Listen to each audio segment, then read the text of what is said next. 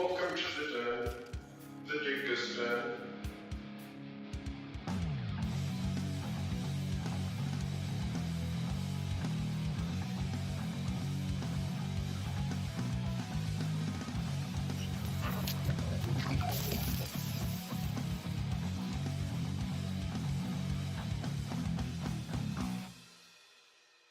Welcome to the Dingus Den for our second episode here of the Community Comic Club, where it's hosted here in my Discord. Anyone that wants to join in and talk about whatever we decide on is welcome to join in. And join on in and you can help decide future ones. But here we're talking about one of the biggest Marvel events, and that is Marvel's Superheroes Secret Wars that came out all the way back in 1984. And so I know this was a huge deal for Marvel Comics. But before we get into this big story, let's go ahead and welcome in one person that is with me at the moment, and that is Ian. You were here last time for No Fear, so good to have you back. Hello. So, but I guess before we dive into this story, I do want to preface it all with, or give a little background info, I should say, on what's interesting about this is this whole story was made for a singular purpose. Do you know about the backstory as to why Secret Wars came about? I do not, and I was actually going to ask if you did know the background of this. So what's very So, interesting? perfect. So what's very interesting about this is I don't remember which toy company it was. It may have been Mattel. Went up to DC and they were wanting to make all these toys with them because of Batman and Superman being these flagship characters that they have. And Marvel was like, "Hey, we want some toys too," but they're like, we don't feel like Mattel pretty much told Marvel, like, "Hey, we don't feel like your characters are like as big enough to really like warrant making all these toys for, essentially." And so, Really? so this event, the whole purpose of this event was to bring all their heroes together in one massive event. So also, this is also the first Marvel event to have also brought all these heroes together as well. But yeah, the whole point was a toy thing, so they could be like, "Hey, let's have all our beloved characters together to make toys." And yeah, that's where the whole thing went through. I read my copy of Secret Wars and I got this trade paperback off for Christmas. It's like one of the newer editions of it that came out. What's really nice about it is there's this introduction by Tom DeFalco, who I believe that he wrote back in '92. I believe he's the editor of this story. Yes, he's the editor of this story, and so he talks about this of how it was all about the toys, and then this comic became one of the best-selling comic books of all time at the time, and obviously it's so big that like there's been three different Secret Wars series now, right? This being the first of those three. And then funny enough, there was actually a Secret Wars 3 that was later that was a Fantastic Four arc. So technically I have four Secret Wars. And so but yeah, this was a huge comic for Marvel. And like I said, for many reasons, and knowing that toy background, it definitely got in my head a little bit of just seeing all those characters together.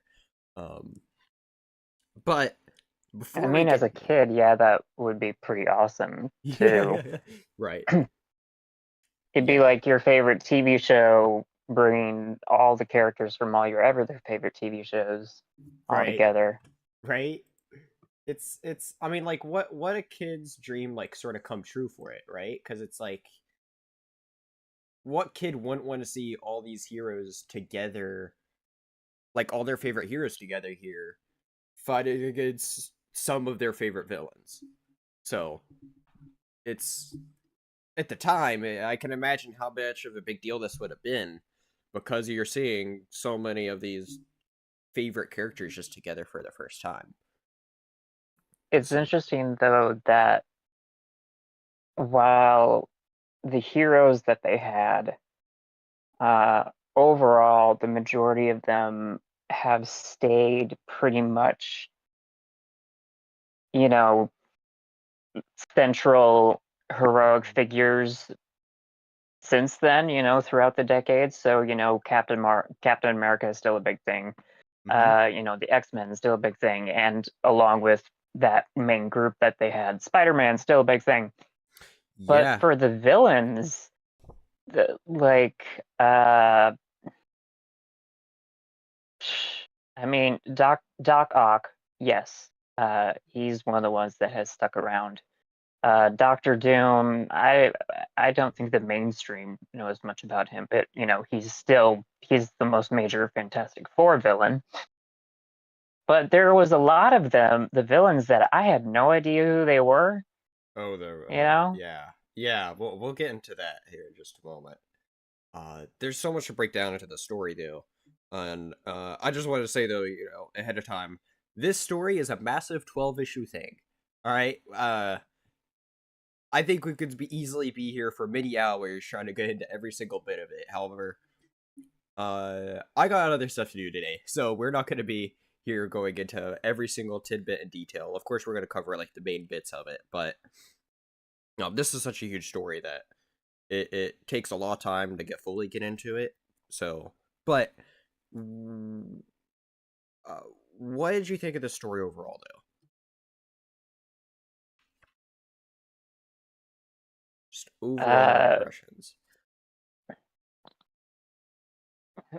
maybe if I was a child in the 1980s that uh, was reading these once a month, as like an event comic.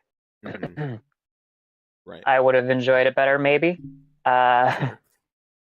Overall, I thought it was really difficult to get through.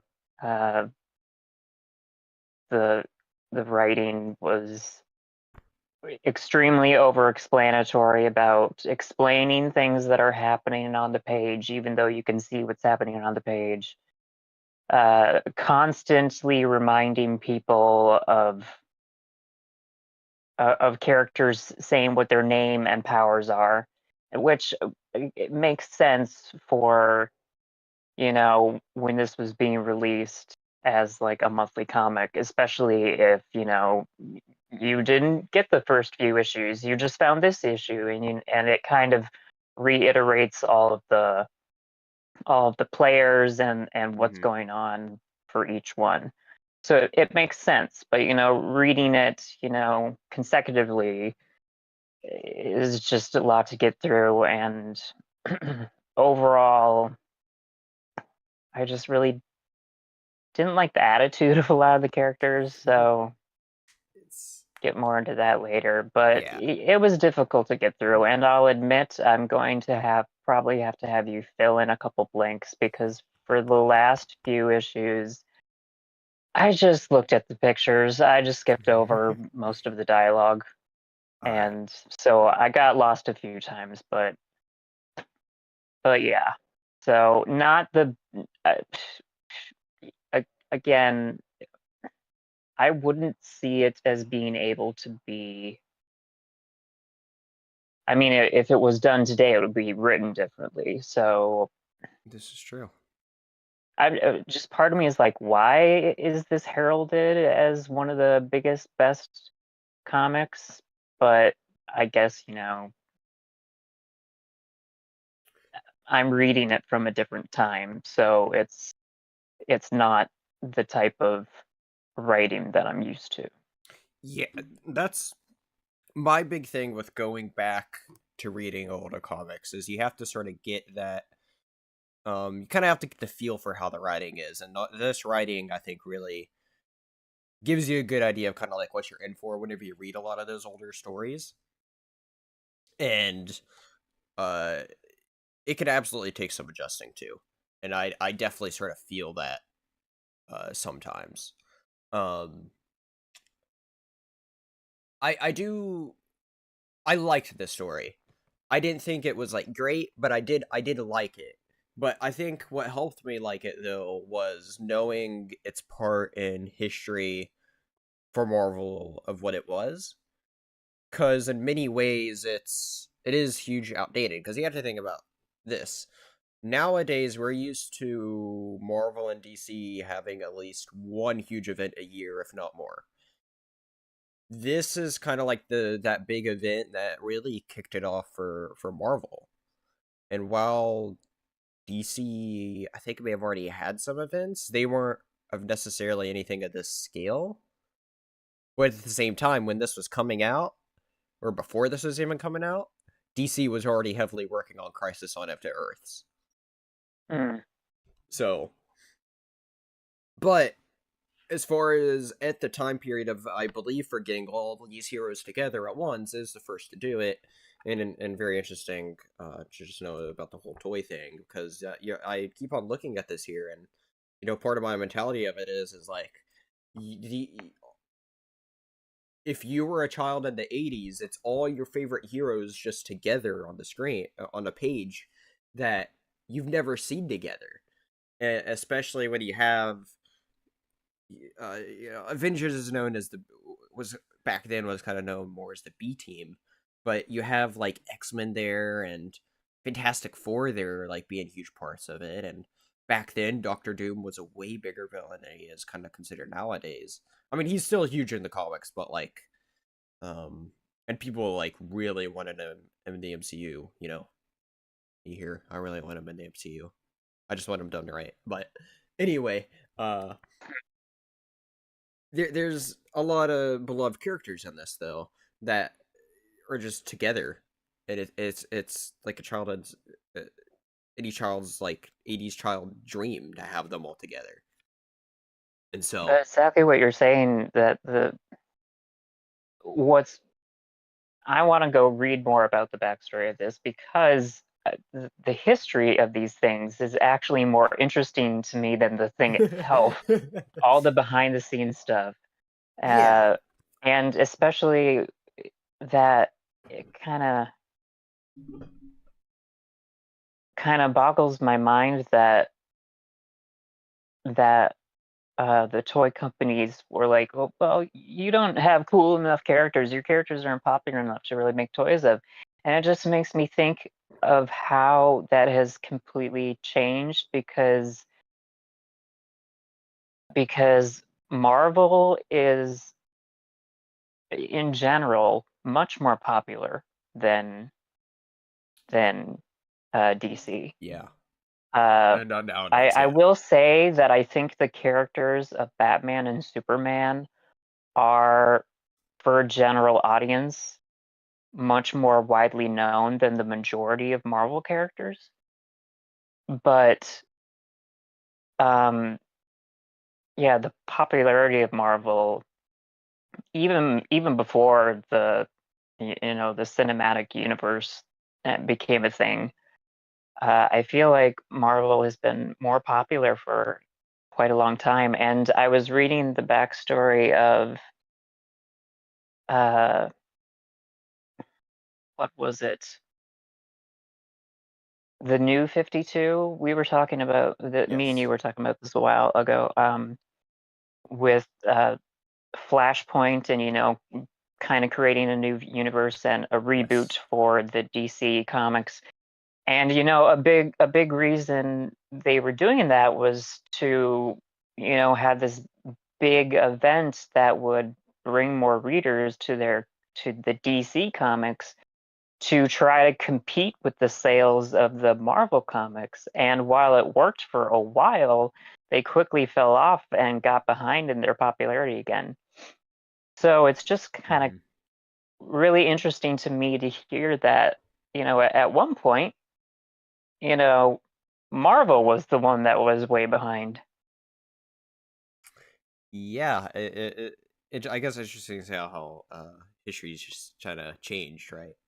And so And not too much longer after this, I would think, because I think Marvel kind of for a lot of people really took off in the 90s because you had the the big Saban X-Men show, the animated show that that is a lot of people's big favorite. You Yeah. had the Spider-Man show in the 90s too. You had you had Fantastic Four and Silver Surfer as well, but they didn't last very long. But still, it was this story really kind of what kicked off that success, or I'm not sure. That's a very good question. Very good question. I'm not sure about how this story could have impacted all that in the long run. Um, Obviously, so much more we could talk about the rivalry between Marvel and DC there, but let's just bring it back to the story, though. And so I guess I'll try to give like a quick synopsis here, really quick. Story begins where we see all the heroes like all of a sudden like on this like space station thing. I should preface this that there is several comics that actually showed a lot of these heroes sort of wandering off to investigate this weird metallic thing. And my trade here actually included like a couple pages of a lot of those stories, like Spider-Man's spider sense tingling, and he finds it, and some of the Avengers find it, and Hulk finds it, and oh look, Thor's doing his thing and he finds it. The three Fantastic Four members that are in this story, because Sue Storm's not in this, now finds it, and so. And then you also see like how some of the Avengers got left out in one of them too, such as Vision, Scarlet Witch. More interesting enough, also Star Fox is with them at this time as well. And so, but yes, we see all these heroes together, being sent off into this weird place of where they then get like sent off into space, and then they see this world being constructed where all these different fragments of different worlds all come together in one abomination of a planet or something like that, right? Called Battle World.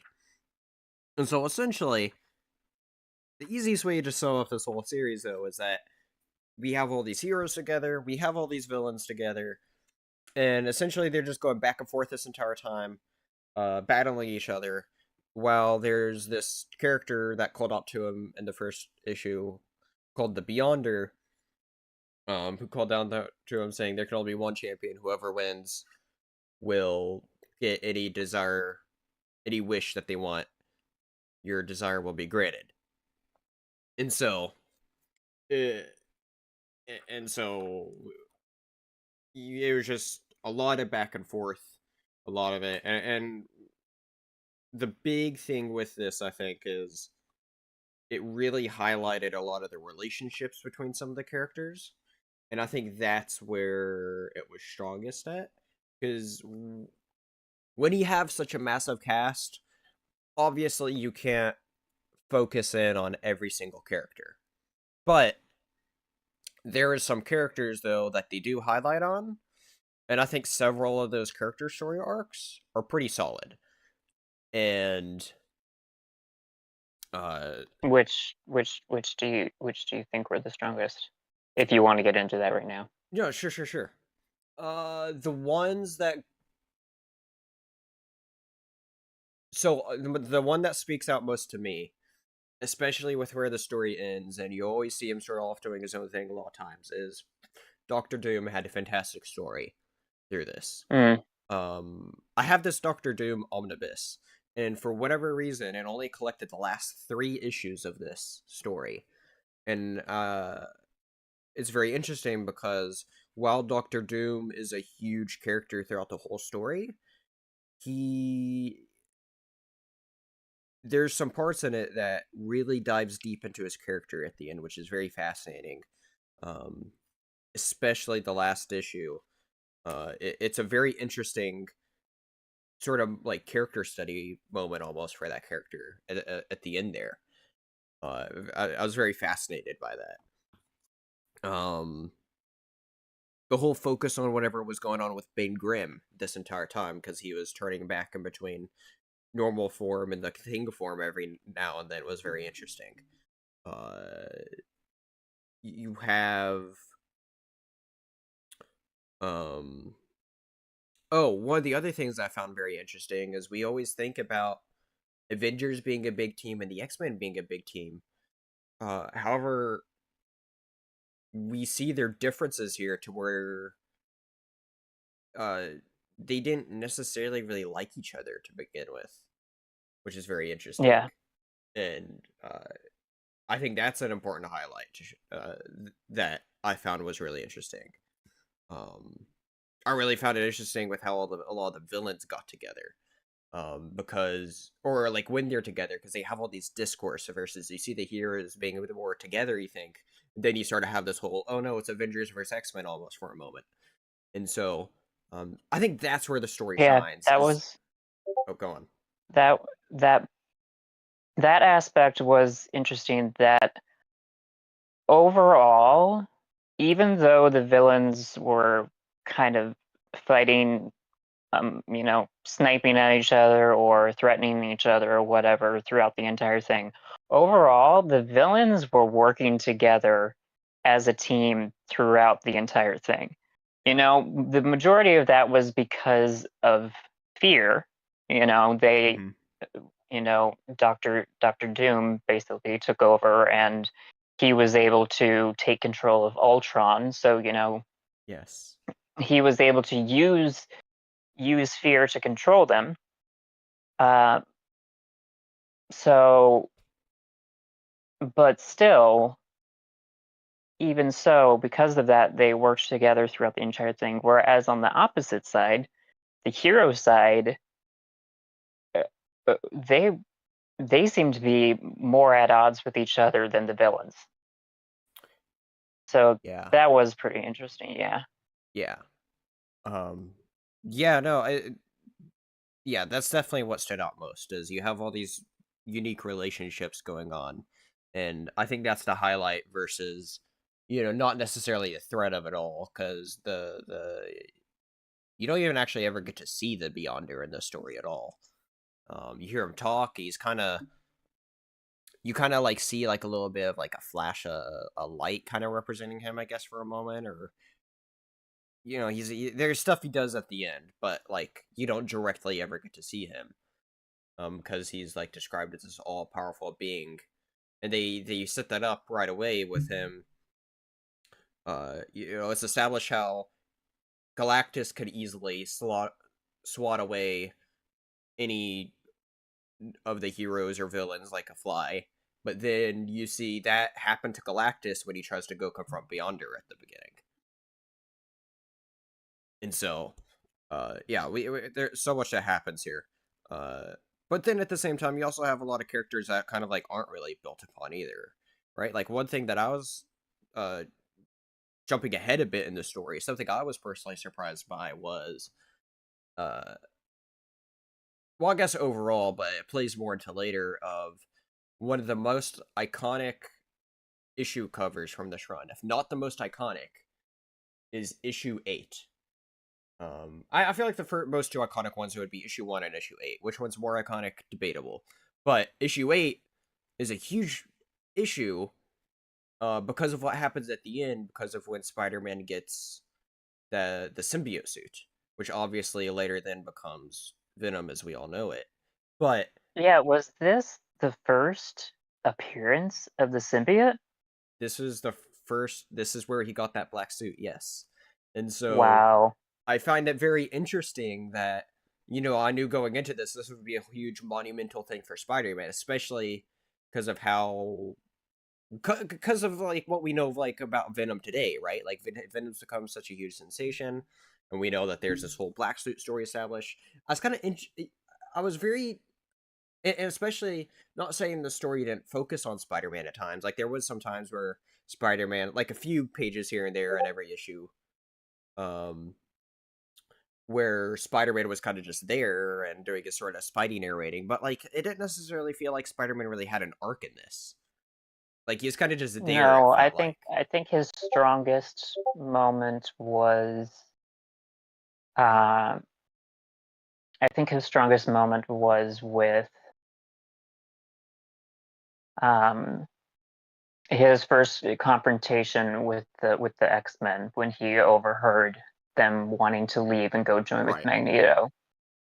Right. But yeah, other than that, he didn't have because yeah, we got moment like one of my favorite issues, and I say this, you know, with not much enthusiasm because I didn't love this story, but I I enjoyed the second issue, and I enjoyed the second issue in great part because it did take a moment to, it took a moment away from the action to just uh, shine a spotlight on some quiet moments with some of the characters, reflecting on what they've left behind on Earth. And so I really enjoyed that. But yes, Spider-Man didn't. I don't. I don't think he got anything like that. Um, However, I do think that he was one of the best written. I think overall he he was pretty accurate to what I've known Spider-Man to be.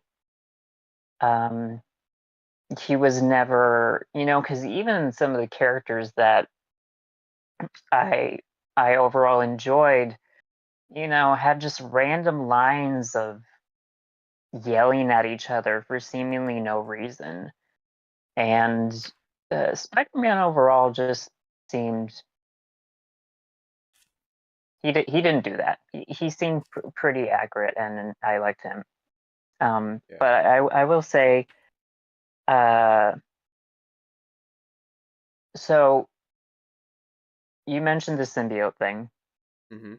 which again, it's kind of been say like if we're going to talk about things that impact the future of Marvel, like at least for Spider-Man, that's one of the most impactful things. And Absolutely now, massive. two Venom movies. Right. Um, Absolutely massive, and it barely played a role in this story, other than hey, yeah, because I got it. I told you I was kind of skimming through the last few issues because if one I just didn't enjoy the dialogue, so I was just looking at the pictures for the most part. But uh, but two, if I didn't, I wouldn't have finished before we started because these issues were long.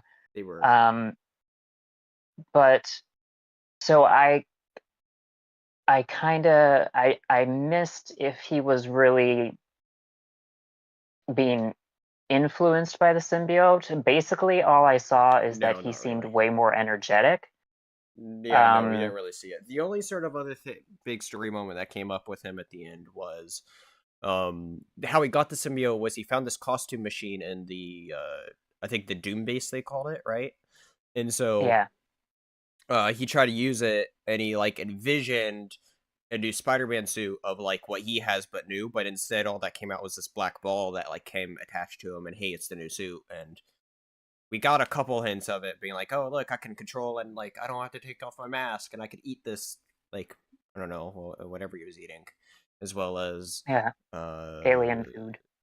as well as he can envision like to like uh where it can retract at certain parts, with his mind, and so it Hmm. highlighted that.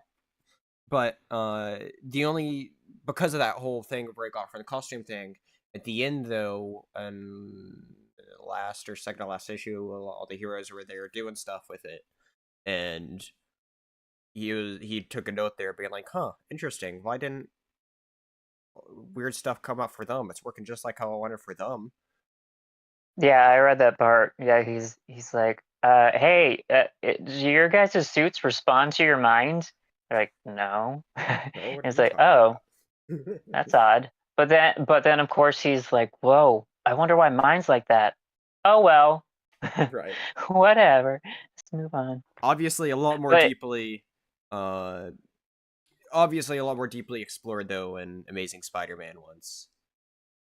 well, Uh, at least Later on.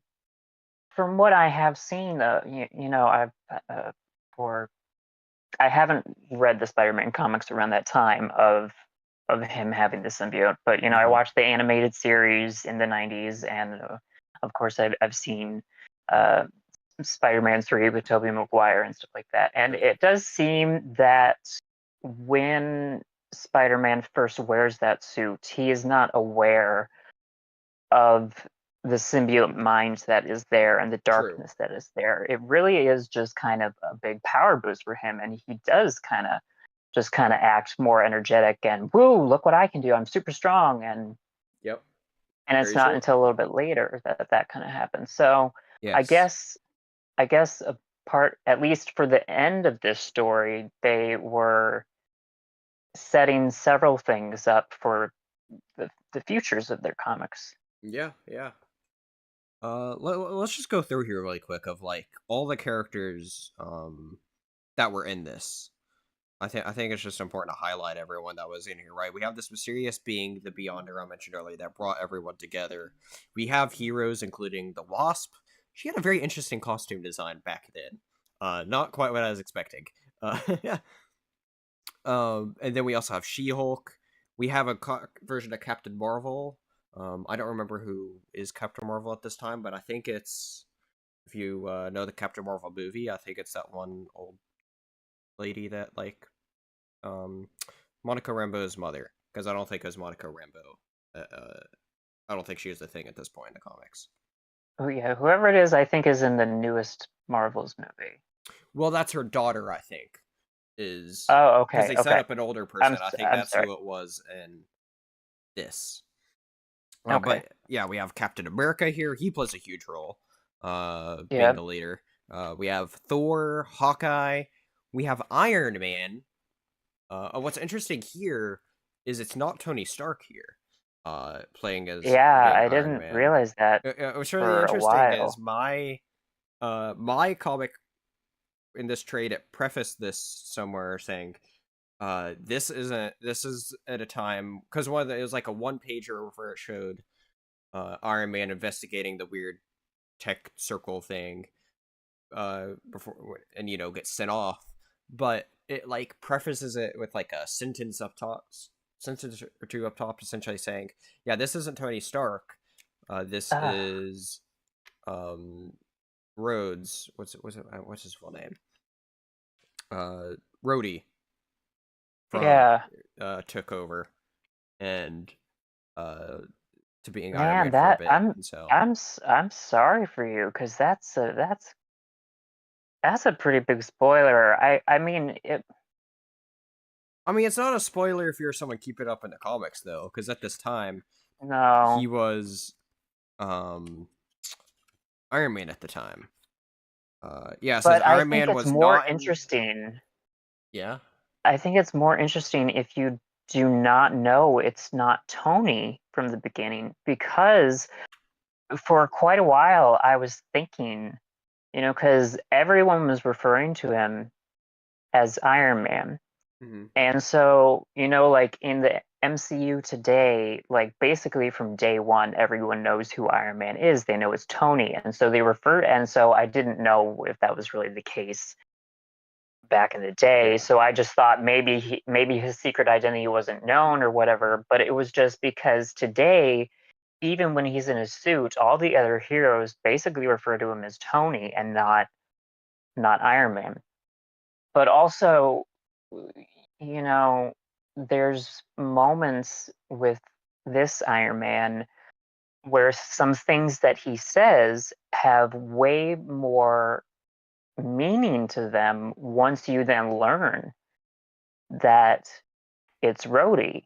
Yeah. Like, um, when, and this is, okay, I'm not sure if you want to finish with your casting call here before I get into this, because this might be a little bit longer of discussion. Let's we'll get back to the casting after you can go on.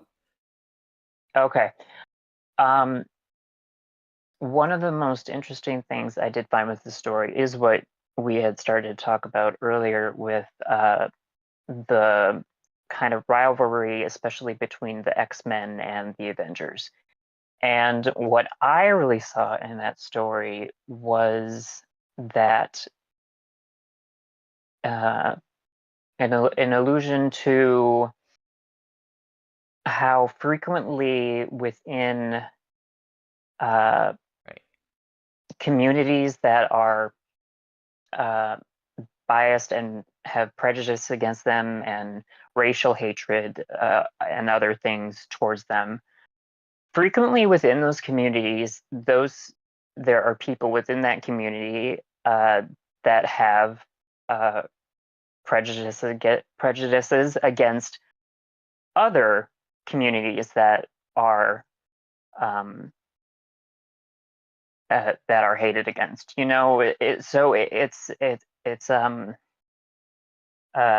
like there are different members of the LGBTQ plus community that have biases against other members within that community. There are, I don't know everything, of course, but I know that there are some communities of Black people and some communities of Latino people that have quite racial bias towards each other. So it's just kind of fascinating to me, fascinating and saddening to me when that happens. People that experience prejudice and hatred towards them for who they are, then enacting that same type of prejudice against someone that experiences the same thing that they do.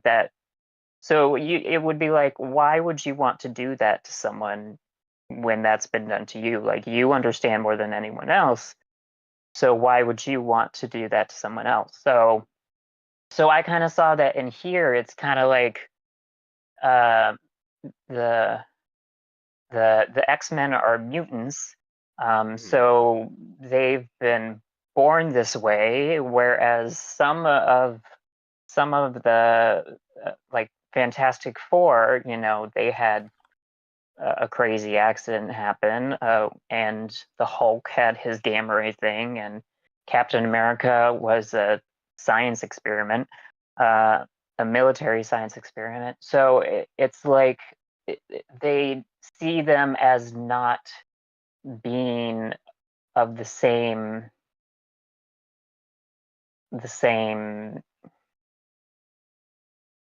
they don't even view them as like the same species, with what they said at one point. And so when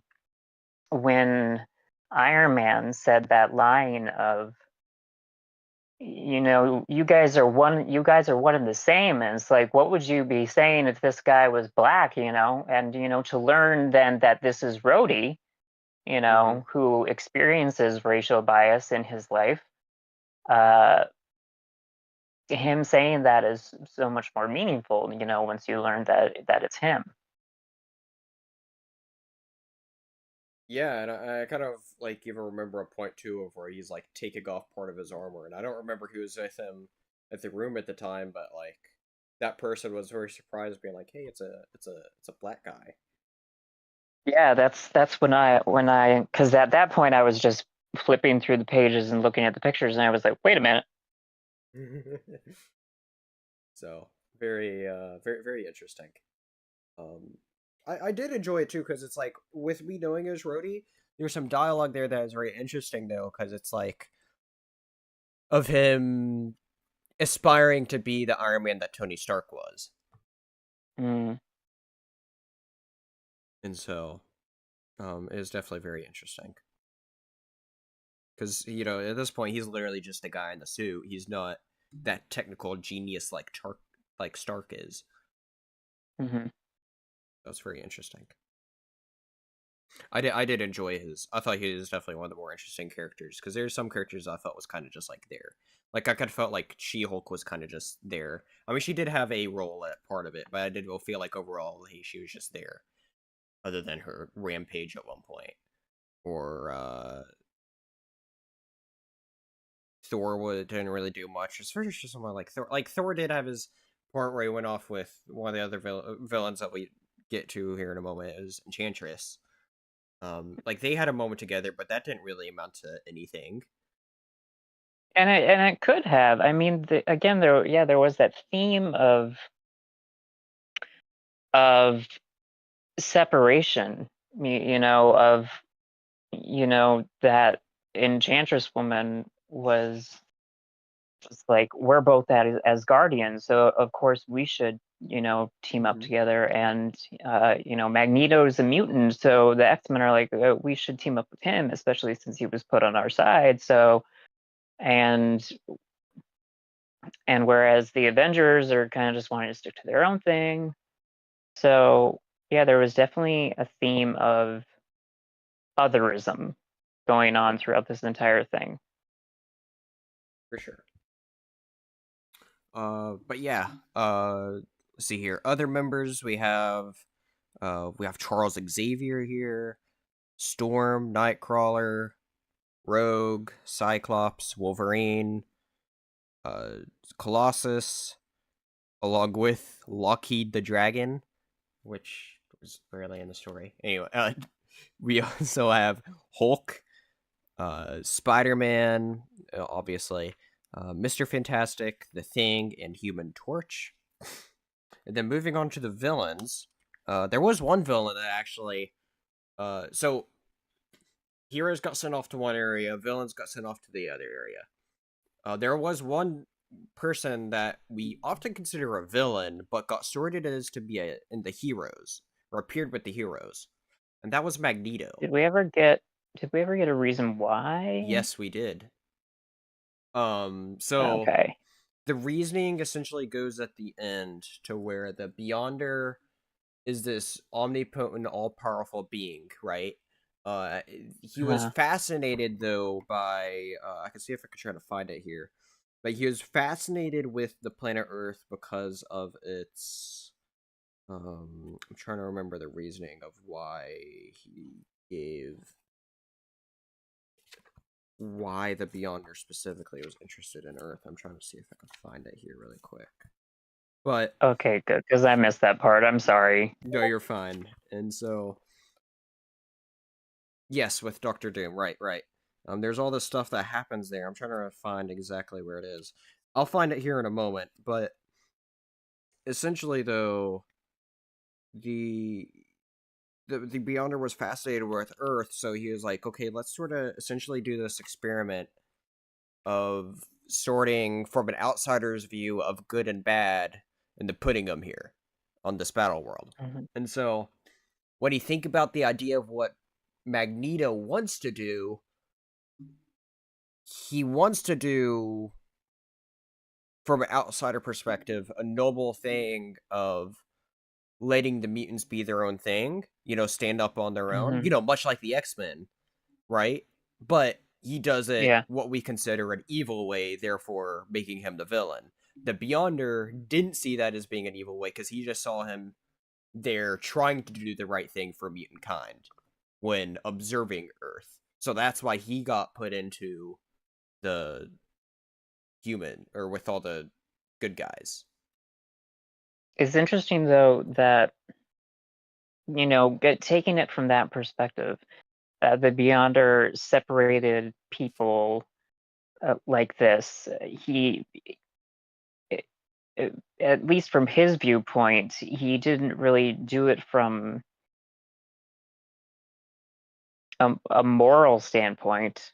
It seemed he did it from just who is kind of similar in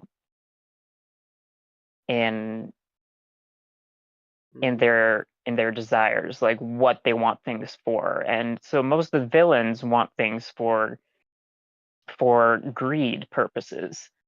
Whereas, yes, Magneto is more, his motivations are that he views himself as a superior race and the mutants as the superior race, and he has been, he's been subject to that prejudice, and with Hitler and the Nazis, and trying to murder the entire Jewish population. I found the moment. Okay, go ahead. So we have this moment where Enchantress sort of like summons this sort of like water being to give her answers. I don't know exactly what that was. But she summons this and she asks for answers, and that's where this person gives her answers. And this person says, for the first time in his existence, he became curious. He began watching to observe for years. He watched the Earth, oh my God. He watched the Earth. One thing confounded him above all else. The incompleteness beings of our universe seem to have this thing called desire. He set about to study it. He sought subjects. His eye naturally was caught by beings of great power, presence, and palpable desire, like you, mighty enchantress.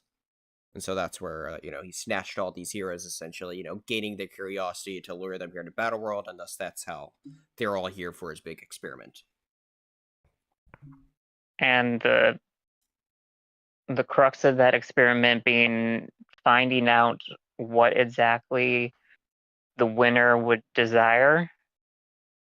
Like if they could have anything that they want, because that was the reward. Right. I assume so, I guess.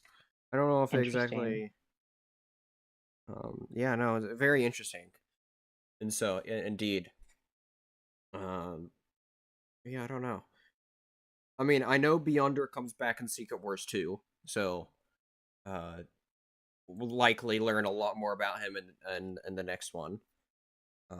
And so, but yeah, it is very interesting. I agree.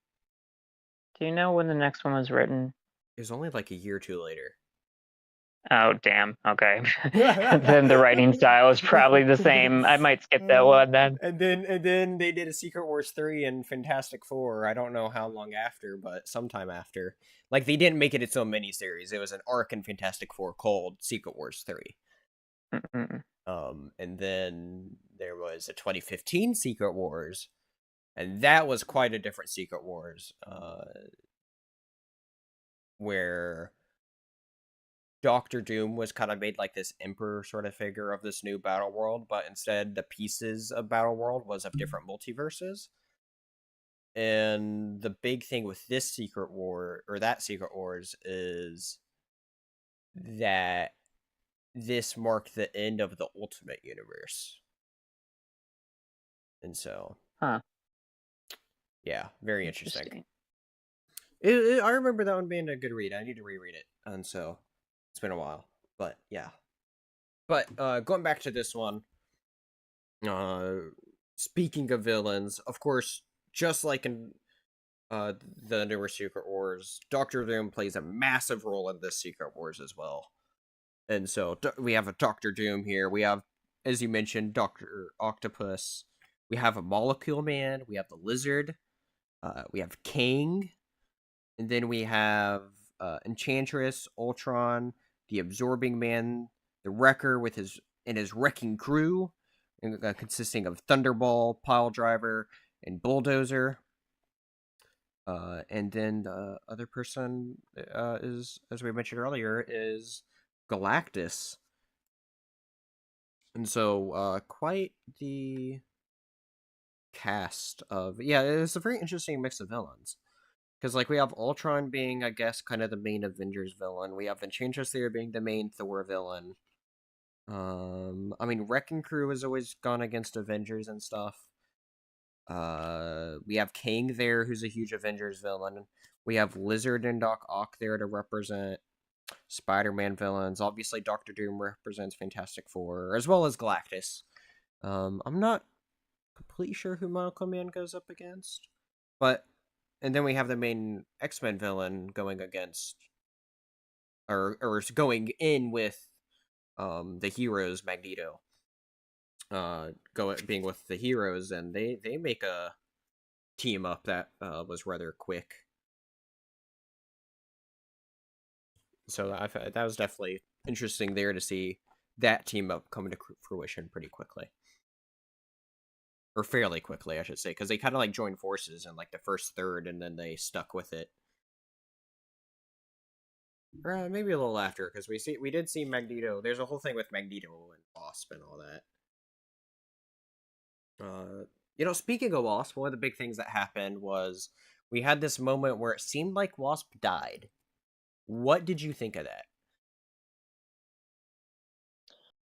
Well, before I get into that, I want to mention that I found the thing about the Wasp basically handing over leadership of the entire group to Captain America Yes. to be kind That's of really smart. interesting, Yes.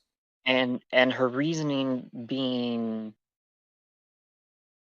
that she didn't think that many people there really knew her, so they might not be as willing to follow her, whereas Captain America is more widely known. And I was like, well, I mean, she's kind of speaking the truth there because I don't really know who she is at all. Uh, the So, only thing I know about her is from the Ant-Man movies, which I have not seen. So just from the title of the movie, the second movie. Uh, mhm. but it becomes even more interesting with what you said about the toys and the toy company, and you know it makes sense that that would kind of dictate the story here and have Captain America take a leading role because that's probably more who the public would know, and you could sell more toys of that, especially target audiences. They've always been saying, oh, comics are for boys, and Mhm. so we want to make toys for boys and not for girls because girls don't read comics and those toys won't sell. And no, we don't have to talk about that because that's a much bigger thing. But I think that might have played a role, in in in affecting the story here. Yeah, absolutely. um Uh, I don't I don't know if I have many thoughts about her being killed. I mean, Quote unquote. yeah, because I thought either I thought several things. Either she wasn't actually mortally wounded, um, or I thought once the villains threw her off at that village that she would be healed, which she was. Um, and it was done in the way that uh, kind of basically in the way that Ray and Ben in the newest Star Wars movie were able to heal each other by giving their own life force. So that was interesting.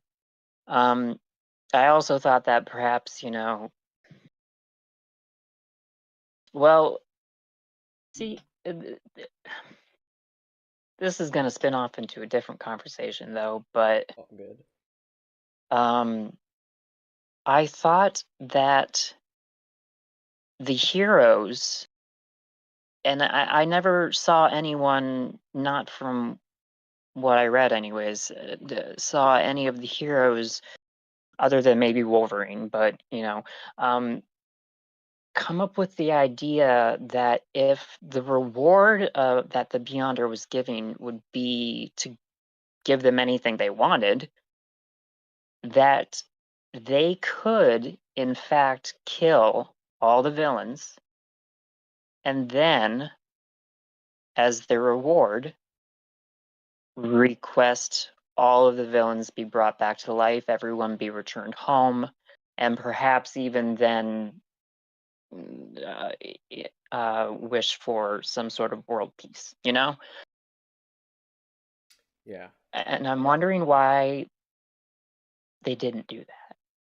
I mean, there was, like Cyclops at one point, uh, Wolverine tried to take out Molecule Man, and Cyclops Mhm. was like, the moment you take a life, no matter the circumstances, you are no longer one of us. So I thought that Right. that kind of thing was pretty interesting because there was this whole idea throughout this about kind of losing their morality, and um, to to survive and to win, you have to become like your enemy, and I think the one affected by that the most was probably Professor Xavier, because he kept doing some pretty sketchy things, and I feel like there was only one moment where he's like, "No, I can't do that. I can't act that way." But then he kind of completely changed his mind and just acted like a jerk throughout the rest of the series. So Yeah.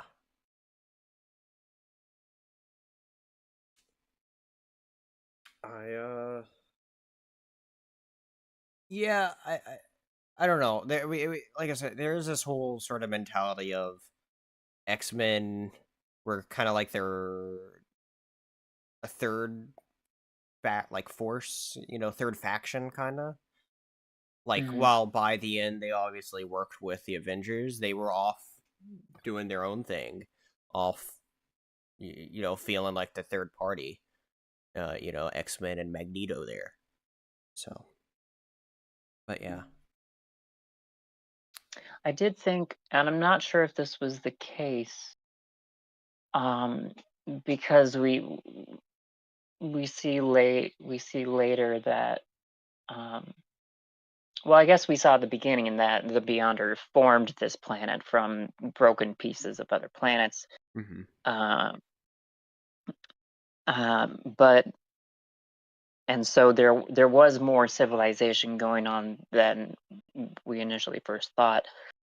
Uh, but I thought at the beginning that he had created this planet for this battle, and I thought he had kind of created these bases for them. Uh, there was one for the villains, and there was one for the bad guys, and then there was one that Magneto took over. And I Mm-hmm. thought that the Beyonder had basically had the foresight that Magneto would leave that team and go off on his own, and so had created that base for him with that foreknowledge. Um, Mm-hmm. but that might not have been the case because they Yeah. those planets already existed. They were just broken pieces of other planets. But Right. I thought that was an interesting idea, anyways. For sure. We did also get in this we did get here in I don't remember which issue, either I think the third issue. We got the first appearance of two. Yes, in the third issue, we got the first appearance of two characters, and that is of Volcana and Titania. Did they ever explain where they came from? I no, they were just because they were just there, right? Already in the base, right? I don't know if they were already Yeah, they there were already or in the base as these tubes that Doctor Doom just tested on. So, oh, but I guess that yeah, I don't know. if this place was from another civilization's planet, I guess that would make sense. It just felt like they appeared out of nowhere. It kind of did Someone though, asked where the heck did they come from, and they got cut off with an explanation. And then they never explained that for me, anyways. right? No, they not really though, right? Because they just kind of go in, hey, it's here, uh, but yeah, we don't. And so, but yeah, no, that's because I know Titania kind of. I don't know much about Volcana, um, but I know Titania at least grows into be kind of like a big villain for She-Hulk. So that's interesting. I think Titania appeared in the God Awful She-Hulk show, but yes, we had them there.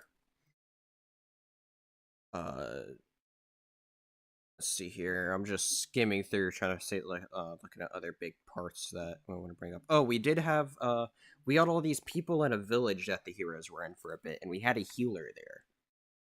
Hmm. They couldn't understand the language that these people were speaking, but they knew the good intentions of the heroes, and we also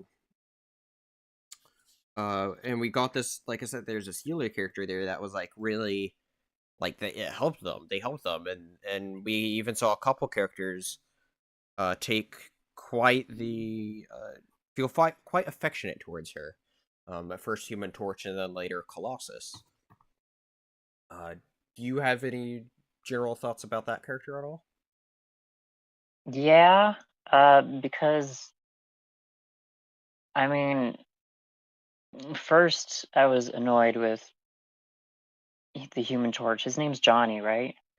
Yes, Johnny Storm. Uh, I was just annoyed with his attitude towards her. Uh, um, as I was greatly annoyed with how all the men were written towards women in this entire thing, and how the women were written overall. But anyway, specifically about this, I was like, oh, he's just being himself, because that character is kind of that way. Right, He's very absolutely. very much a playa, or whatever you want to call him. Um, Yeah, but then it appeared as though uh, when this woman heals somebody, it has an effect on them that is like uh, it's like a love potion. yeah. When she heals them, it like infatuates them with her. And so, because she used much more of her power on Johnny and Colossus, they were much more affected than any of the others that she kind of just healed a little bit. Um, although so I thought that's what was happening, that it was more, they didn't love her of their own free will. Mhm. Um, but for some reason it seems that Colossus continued to love her. Like they just did they just drop that the storyline of that it's not of their own free will thing, because he seemed to love her even after she was gone. That effect still held sway over him. I mean, maybe at that point though, like that's what his mind actually thought though, right? Like like there's still an effect of it there, and like I don't know. Like I didn't have the feeling that she's directly controlling them any sorts, or directly sort of making them feel that way. Like it's kind of just a side effect, more or less. That was kind of Mm. like more everlasting. But I think it definitely wore off on Johnny Storm and kind of like shifted towards Colossus. But we still sort of see Colossus there being kind of like, well, like what if I want to stay here though? And or no, um, no, it's because of her of why he was sort of like hesitant about agreeing to battle Doctor Doom at the end because of her and all that. So, I guess it did kind of wear off at the end then because of how of them all leaving. Because hold on, let me see what Yeah, but even Colossus after said. she was gone, he wanted to Let me see. stay there. I was gonna say I thought yeah, I thought that was the case too. He wanted to stay there and basically mourn over her for the rest of his life. Yes, yeah. So I'm Which, guessing there's still hey, some sort of remember your everlasting girlfriend effect. on Earth, Yeah. idiot?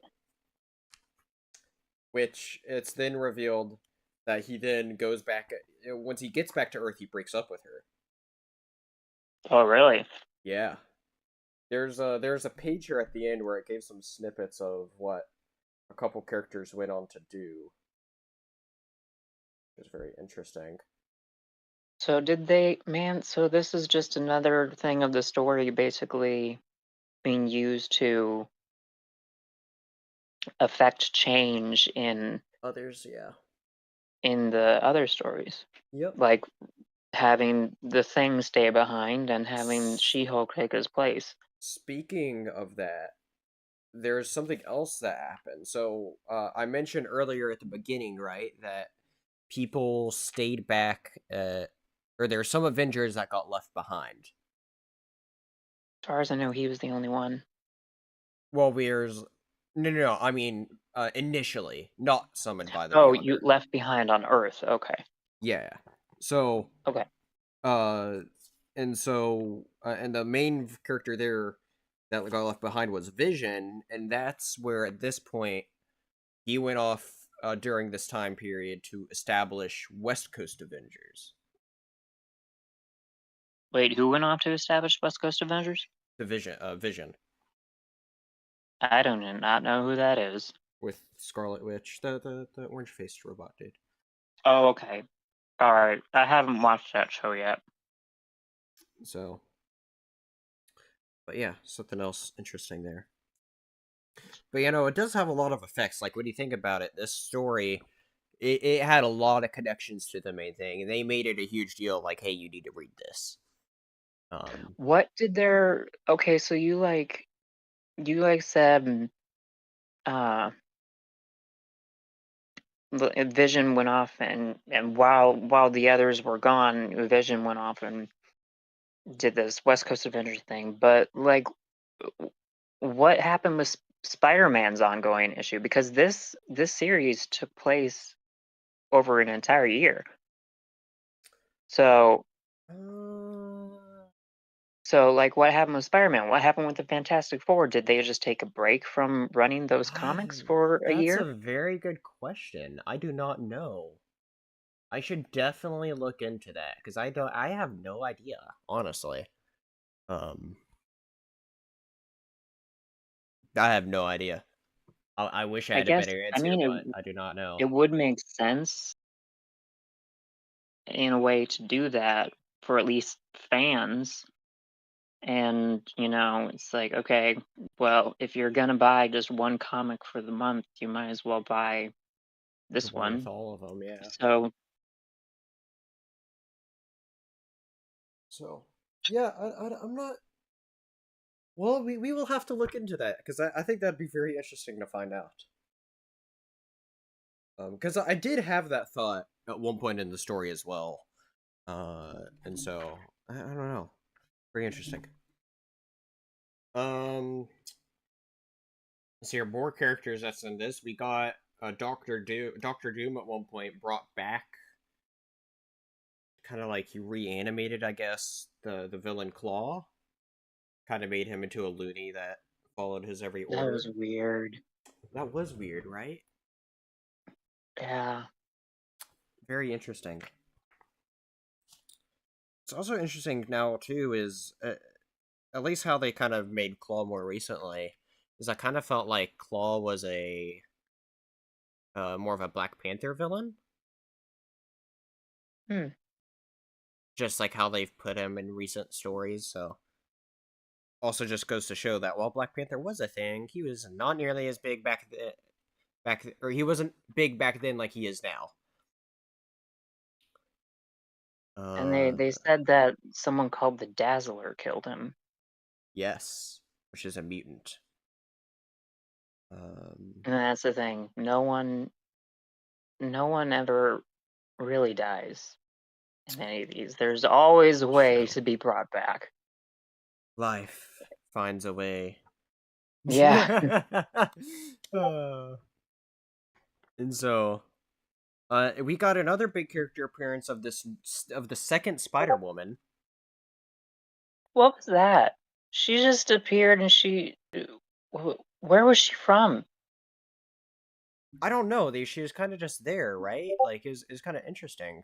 She said that she was brought there with a huge section of like what, Detroit or something.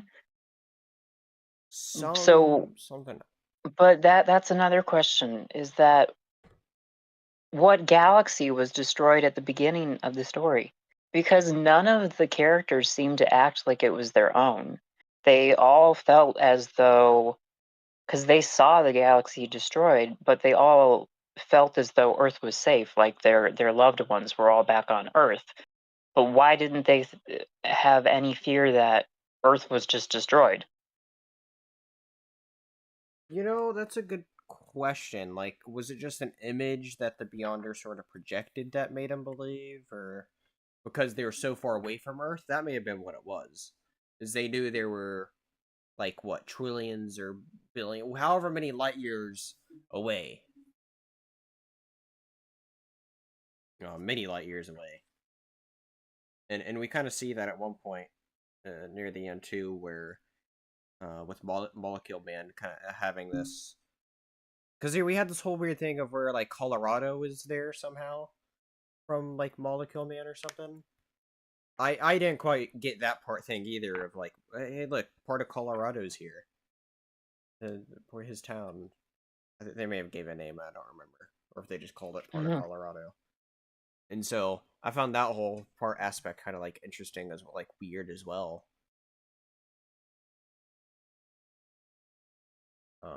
It's here, suburb of Denver is what it was. Denver. Okay, that's right. And that I felt like that kind of just happened. And I was like, wait, what? Huh? Yeah.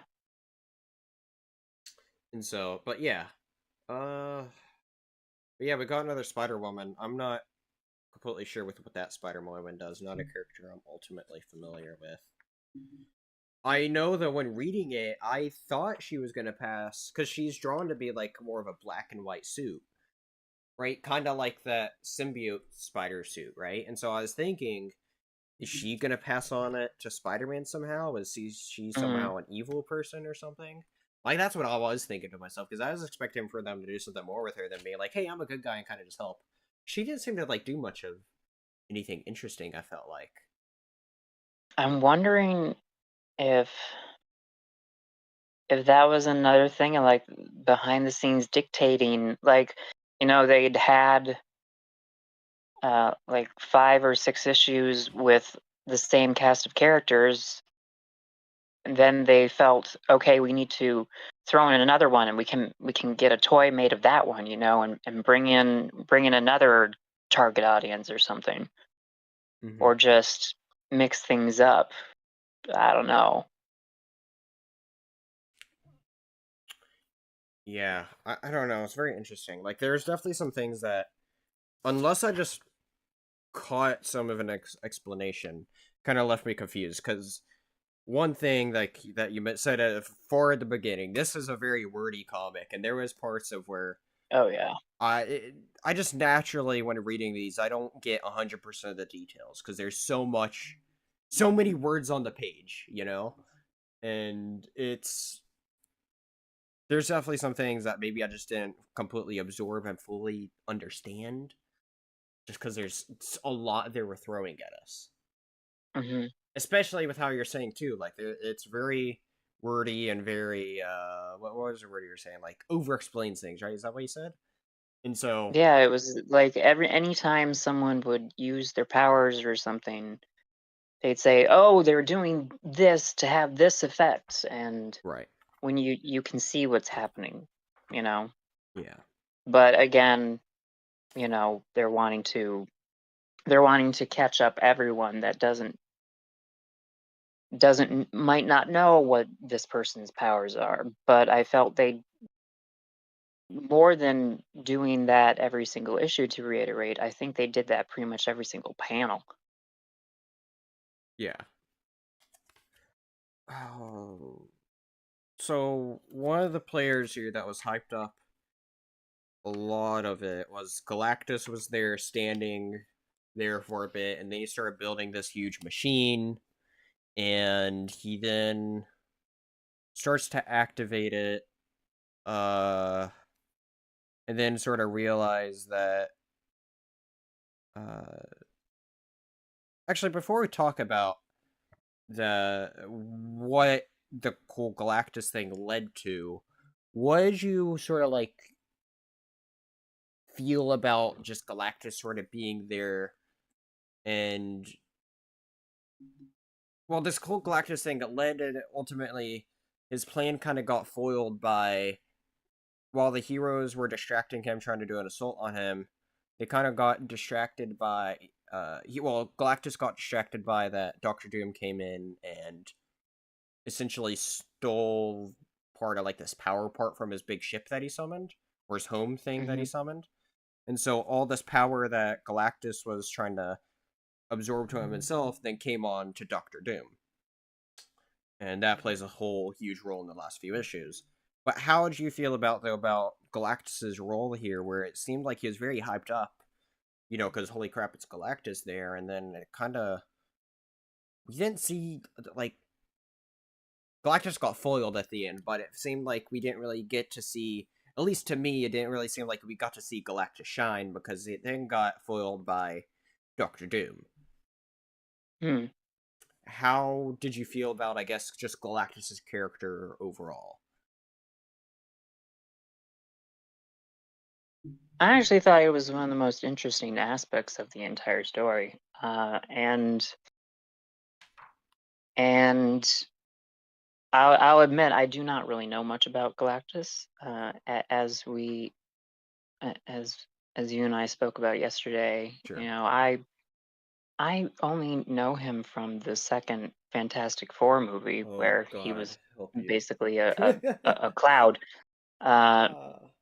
so I did not.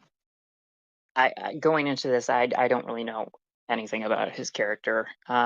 But what I just found fascinating was that plays he plays like a role in between the heroes and the villains and the Beyonder.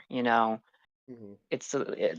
This whole story has like different levels of superiority and power, Mhm. and you know so there's the human level, and someone like Hawkeye who says he's nothing without his arrows, and then you have the heroes on the team that actually have powers, but then there's another level with Galactus that dwarfs them all, and the fact that he doesn't even pay attention to them for the most part, Mhm. because they are so far beneath him. It's like you're walking down a street, you probably don't really pay attention to the bugs crawling around on the ground for the most part.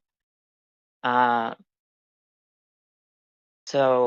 and then going from his level to the Beyonder, where as you said Mhm. earlier, the Beyonder smacked him away like a gnat. Uh, so that entire idea of like different levels of godhood I Mhm. found really interesting, and so he played a role in that thematic idea. And as you probably know, with me, I am most interested in the thematics of stories Mhm. and and what they are trying to say beyond just the character stories, going on Sure. in a story. So I Absolutely. think that's one of the things that was that this story was about, was kind of uh, the different levels of godhood, and and how you view the beings around you as above or below you. Sure.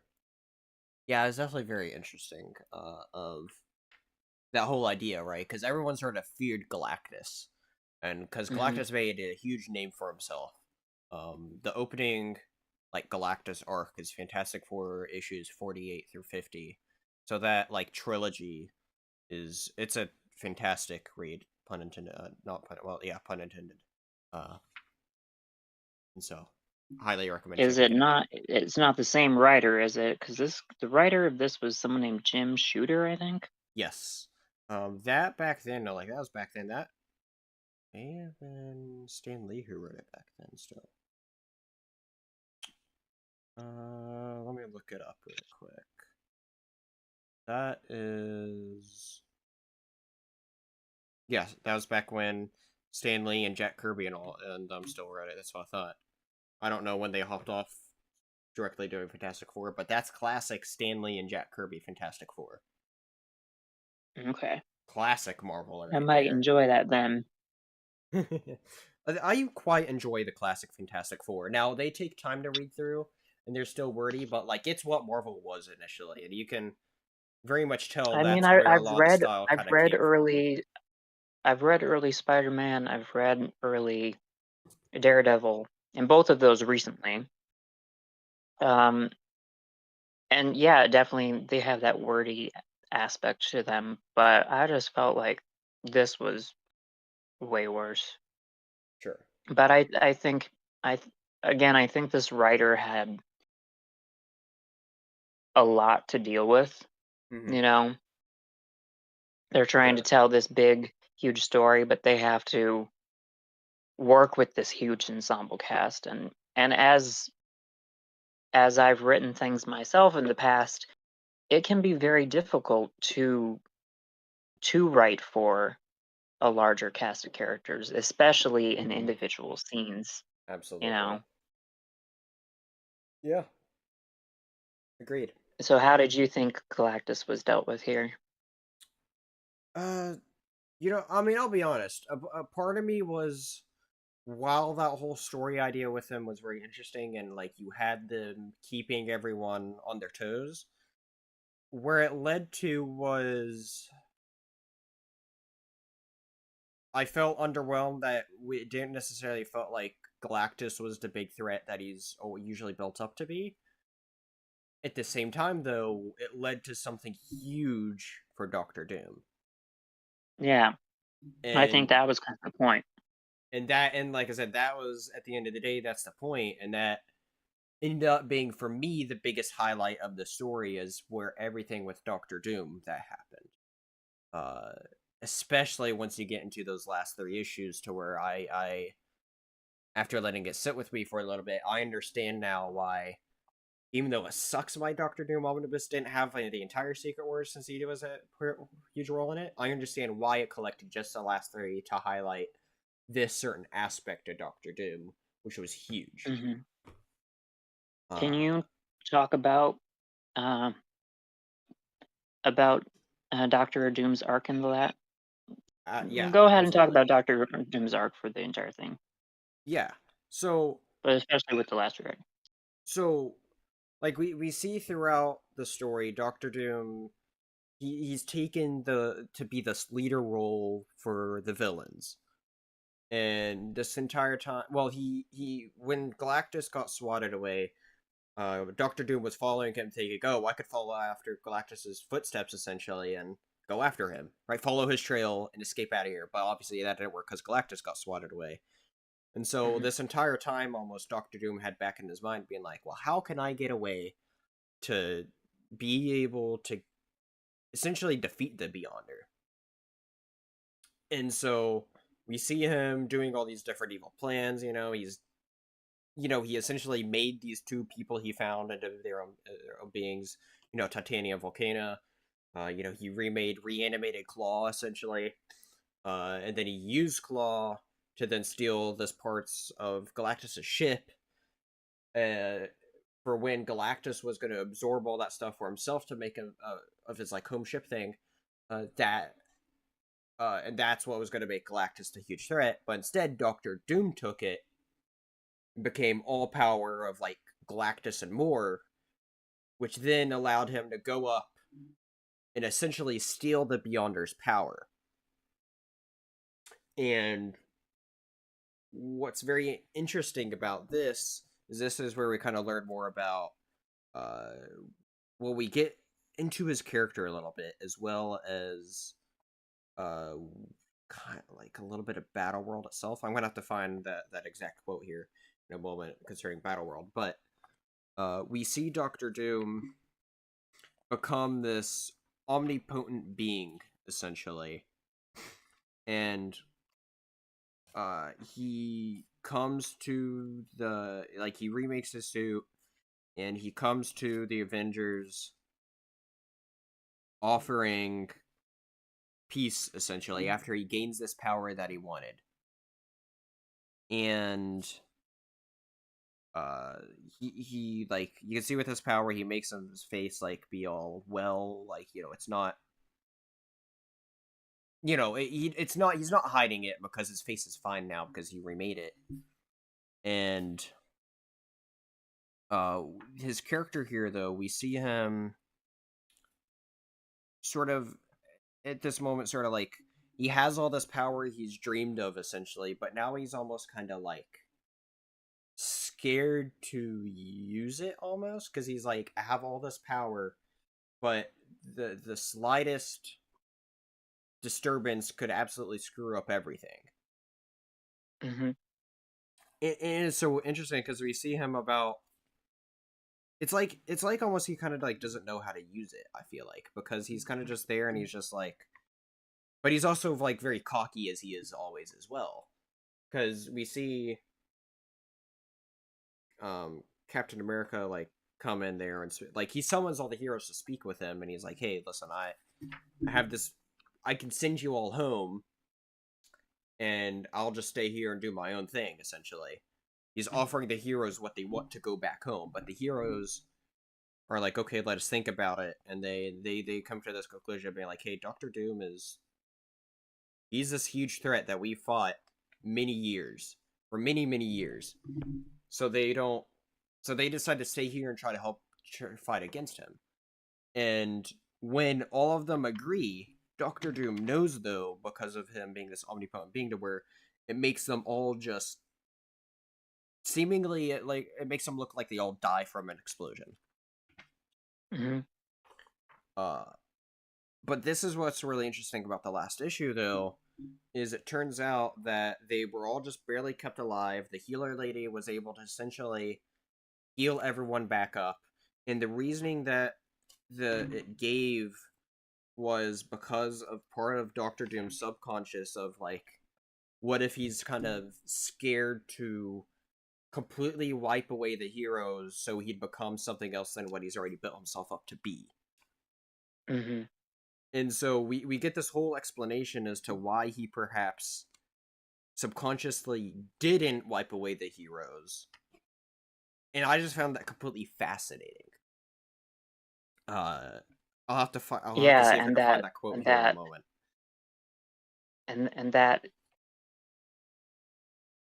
it's possible that because of that, he brought them back. You Yeah, know that he made those things happen. yeah, yeah, and it was like a Because whole subconscious thing. everything that we saw of that entire scenario was what's his name? Claw. The guy that can control sound. Yeah, was his supposition, Yeah, and and so we never saw the actual outside we never going actually on. saw it. Theoretically, what I So think we don't know if happened is, so I think there's two possibilities, right? Like that either actually happened or Claw somehow came up with the story and Doctor Doom subconsciously made that story happen. I'm thinking though, with what we know, that at that point was the claw at that point uh possessed by the Beyonder? Uh, yes. So I'm thinking the Beyonder would know. Wait, maybe not. Actually, no, I'm wrong, because that's when it's the Spider Woman. Hmm? I think that was when Spider Woman had it, no? Because. Wait, no, maybe you so. Wait. When did Spider Woman pass it on to Claw? Keep on talking. Well, if I'm wrong, there's no point to what I'm saying. I'm trying to remember who had it exactly at that time. Because we see. Well, did she pass it on to him before or after he was given the some of Dr. Jim's power? Right. I'm trying to figure that out here really quick. Because it's. Wait, no, it was after. Because she stayed in there in their initial meeting, and that's when it passed on to Claw. So Claw already did have it at this time. You're right. Okay. Okay, so then I would guess that the Beyonder possessing Claw would know how his own powers work, Yeah. and so he would know that by putting up this scenario and getting into Doctor Doom's head that Doctor Right. Doom would then create those events. So, but the best thing is that it's not clear. You know, things either could have happened exactly as Claus said, or they Mhm. happened because of what Claus said and because Yeah. of And more of likely, probably Doctor what the Doom's Beyonder powers. said, right? Because he probably set up this scenario one way or another to have it for him to bring back his power at the end, which does happen. Um, but before that, though, there's this other great moment, though, where we see Captain America essentially does this one-on-one with Doctor Doom, and because of how um we essentially see Doctor Doom keep on disintegrating Captain America, but he keeps on coming back to life essentially. Hmm. And that was very interesting too, because it was kind of like his subconscious there still, that claw sort of planted there, or I guess technically the Beyonder, right? Planted there, and really getting into Doctor Doom's head there. And I really liked that whole how all that happened. It was very interesting, I thought. It might, yeah, it might be his subconscious believing that he always needs an enemy, Yeah. and he always himself is viewed as an enemy. Yeah. You know, because like the reason he decided to destroy the good guys is because even though he's going to give them what they want, even though he claims that now as this super being he has been reborn and sees things differently, that he is no longer a bad guy. However, they are not able to let go of their prejudices, maybe not prejudices, biases against him, Sure. um, because of their past reputation with him, which you know that goes along with the entirety of this story too, about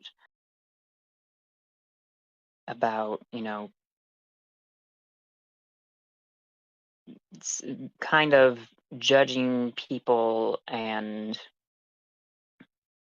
defining people by their past and not for their present or their potential future. Mm-hmm. And but even so, it's like he can't get past that himself. Yeah. And so with this massive power, he always has to have a good guy to fight against him. Yes. Yeah, I think that's such a great way to like, it's Doctor Doom at the end of the day, right? He's always been this cocky being that feels like he needs someone to overcome against. Because Someone to beat. how can you feel superior if there is no one to feel superior against? Precisely. And that's what I and at the end of the day, I think that's what was really showcased in these last three issues. Uh a great showcase of what makes Doctor Doom Doctor Doom. Hmm. And so, yeah, And completely agree. it's also, you said something here with the Beyonder. Mm-hmm. I'm wondering now if the Beyonder allowed this to happen. If he allowed his power to be taken. I mean, that's very interesting Because too, because if we see him yeah, just kind of zapped away there at the end. We don't know what happened to Doctor Doom and this claw that happened. This claw that he resurrected, right? Or reanimated. mhm. And if he's an omnipotent being, then he should, like, time shouldn't be a factor. He should know what's going to happen, which, then brings into the idea of, well, why would he have to create the situation in the first place? How can he be curious if he can see the future? But, whatever. Um, but setting up this scenario that someone could take his power, and what would an earthly being do with his power? So, and it, and it goes to show, that man is not made to have the power of a god. You know, the power of God cannot exist within Yeah. man, because we see Doctor Doom not able to handle that. Be afraid that one stray thought could destroy the universe. Yeah. So he's kind of humbled by that too. So that was an interesting aspect too. I definitely agree. It was interesting, and I think that's just kind of like that whole idea, like everything you just said with the Beyonder and Doctor Doom. Those were the highlights of this story for me. Hmm.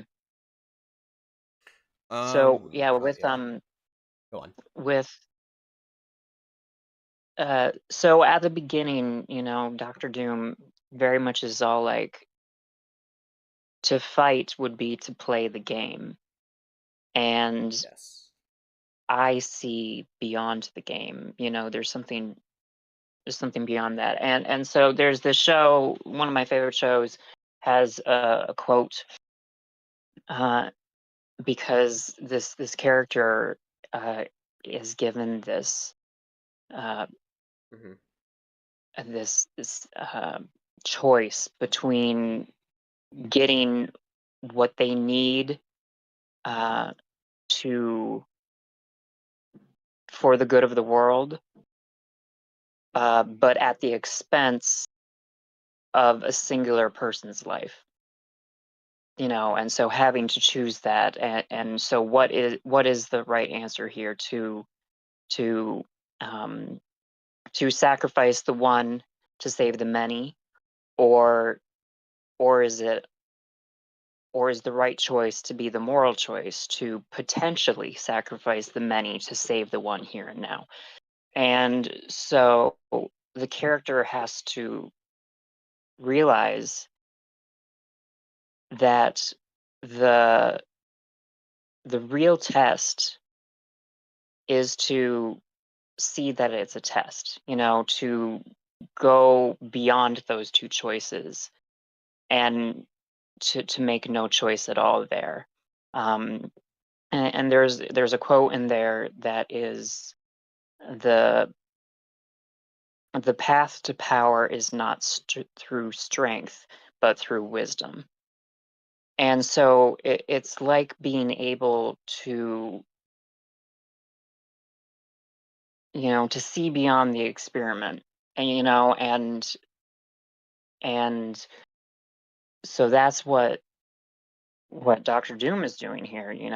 He does seem to start playing the game, but mainly it's just to fuel his own machinations to attain this power.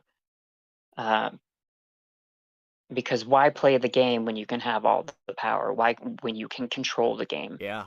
Very true. And and um it reminded me, I was rewatching one of the episodes of Ahsoka yesterday, Hmm. and um, and Balin, Balin Scroll, I think his name is. Um, he's asked, "What will we find in this other galaxy?" And he's like, "For some, war; for others, uh, power; for us, a new beginning." Uh, or maybe it Right. was a new beginning, and for us, power. But it just reminded me of that too. Yeah. So I can definitely see that. so yeah, yeah. The whole story with Doctor Doom is pretty interesting. Agreed. Agreed. I very much agree on that note. The only other thing that I want to sort of bring up is we kind of saw these weird doings of like certain things happen, right? Like the biggest case was we saw a thing revert back and forth in between Ben Grimm and the thing, and like Mhm. that's not a thing that he does, right? Because the whole thing with the thing is like he's stuck as it, and that's a whole internal battle that he always has with himself, because he's like, well, I can't be like other people, and people think of me as ugly and all that, right? And so, it's hinted early on that Reed Richards knew why it was happening, and he finally reveals it a few pages from the end. And I just want to touch on what that is before we wrap this up. And that's where I'll just go ahead and read the quote bubble of what he says here. It says, I believe that this wish fulfillment phenomenon we've been experiencing is an after effect of the battle against Doom. The planet itself seemed to have been charged with residual energy, which seems to respond to strong desire, force of will.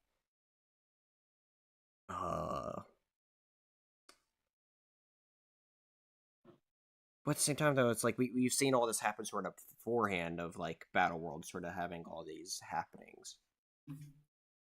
Yeah. So I don't That's know. what I Very was gonna interesting. say. I was gonna say, because I thought, I mean, if this is a fallout thing from what happened with Doctor Doom, then why did he start transforming? Well, we have this Fallout thing that Way happened earlier. where we had all like the shield came about, Captain America's shield came back, and some of these like remade costumes and stuff.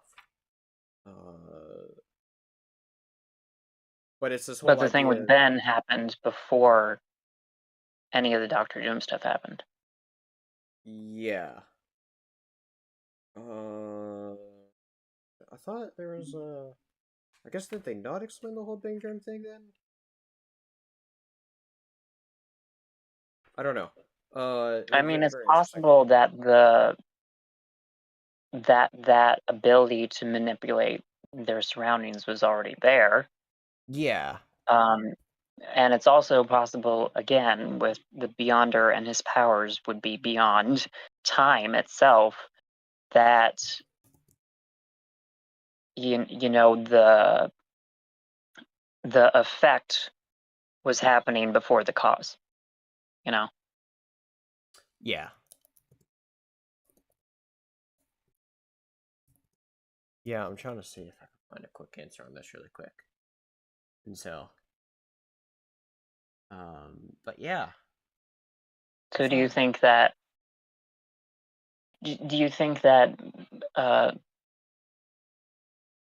Reed believes that this effect will fade and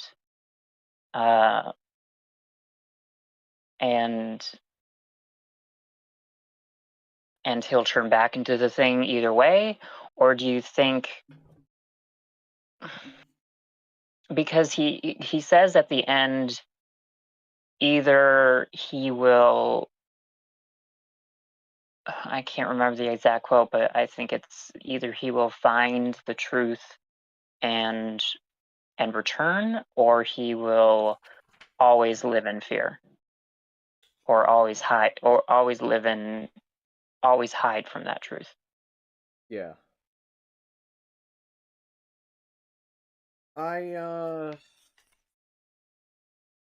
Yeah, I mean, it's a good question. Like, I mean, obviously he turns back into the thing, but is it, like, why does it happen that he turns back into the thing is the question. And I wonder, like, why in the first place he even really does kind of change back and forth. Because, I think, because there must be something with Ben Grimm being on Battleworld that allowed him to mentally sort of switch back and forth. Like, I wonder if it's like a similar mental blockade like what was happening with Doctor Doom in order to destroy the enemies. But somehow with him being on Battleworld, possibly being alone, finally let him be human or something. I don't know. It's very interesting, and I find out unless if I just missed it somewhere that we didn't get a direct answer as to why, even though it was hinted at. I mean, it is interesting, he says that he is not himself as the thing. Yeah. and yet in battle, when he uh, would lose the thing, his exterior, and return to human, he viewed himself as useless. You know, Yeah. so and yet when there wasn't a battle going on, it was like he switched back. So it was Yeah. like he never had the form he wanted when it was most opportune. Yeah, it's very interesting. I'm gonna have to dig deeper into why exactly that happened. I'm not quite sure why that happened. I think I definitely misinterpreted what I was that quote at first. Mm. But you know, No, the whole Fallout thing was also interesting though, right?